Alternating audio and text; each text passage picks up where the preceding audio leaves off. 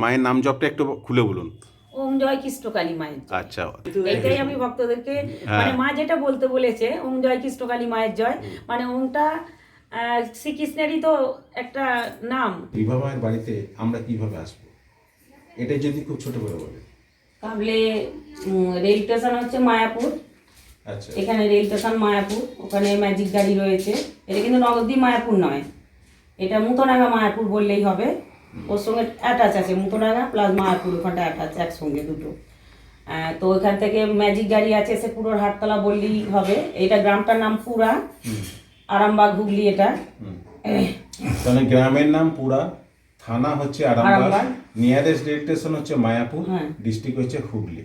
মানে যে কোনো মানুষ যদি আসতে চায় আরামবাগ হয়ে কি মায়াপুর রেল স্টেশন হয়ে কি কাবলে হয়ে কি তারকেশ্বর হয়ে কাবলে থেকে যেখানে একদম আসুক, ছোট দাঁড়িয়ে আছে ওখান থেকে হ্যাঁ। আপনাদের এই পুরা হাই স্কুলের সামনে হাই পঞ্চায়েতের স্কুলের পেছনে সামনে, আপনার পঞ্চায়েত বাড়ি। আরান্ডি টু গ্রাম পঞ্চায়েত। সেটা ঠিক আছে।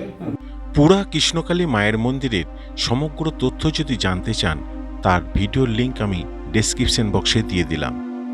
পুরা কৃষ্ণকালী মায়ের মন্দির আপনারা কিভাবে আসবেন আমি স্টেপ বাই স্টেপ সমস্তটা দেখিয়ে আপনাদেরকে বুঝিয়ে দিচ্ছি।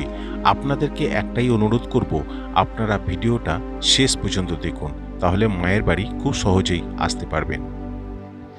এটা Mayapur rail station, Howrah Tarakeswar Goghat local লাইনে আরামবাগের আগের রেল স্টেশন পড়বে মায়াপুর রেল স্টেশন।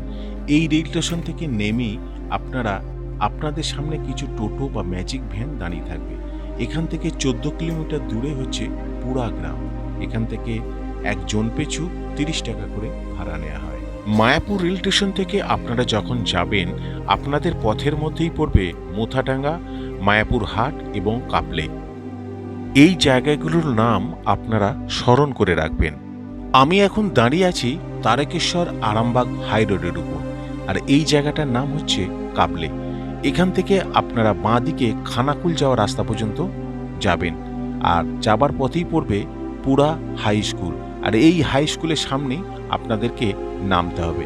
হাই স্কুলের পাশ দিয়ে বা হাই স্কুলের সামনে একটা খেলার মাঠ আপনারা দেখতে পাবেন, তারই বাঁ পাশ দিয়ে আপনাদেরকে 1 মিনিটের হাঁটা পথ এগিয়ে এলেই আপনাদের সামনে নজরে পড়বে একটি গ্রাম পঞ্চায়েত। পুরা গ্রাম আরান্ডি 2 নম্বর গ্রাম পঞ্চায়েত। আর গ্রাম পঞ্চায়েতের ঠিক পাশটা দিয়ে আপনাদেরকে একটুখানি হাঁটা পথ ধরে হেঁটে যেতে হবে।